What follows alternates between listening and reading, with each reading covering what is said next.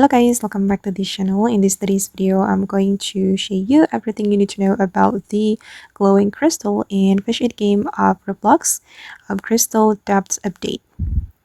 Okay, let's get into it guys. The glowing crystal will spawn every 2 hours in the crystal depth, and you will get notification if the glowing crystal is spawning. And now the glowing crystal is here.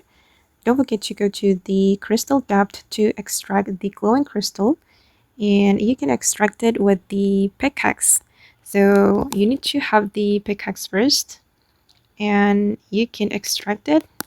You can have the pickaxe from completing the Hangs quest.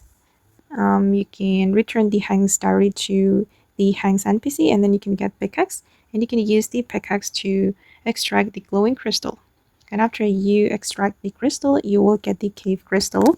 Then you can use it to get the crystallized mutation. And for your information guys, the glowing crystal will spawn in the even hours, and it starts from the 12:15. And then after 45 minutes, it will disappear. So the glowing crystal will be in the crystal depth for 45 minutes. Don't forget to get the pickaxe, and don't forget to extract the glowing crystal to help you get the crystallized mutation. And then after you get the cave crystal, you can go to your inventory and activate the cave crystal.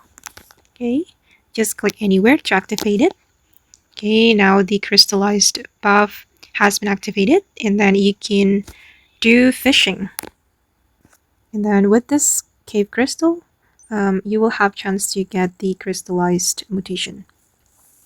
Okay guys, and that's all about the glowing crystal in Fish It game on Roblox crystal adapt update. I hope this video will be useful for you. Thank you so much for watching, and bye.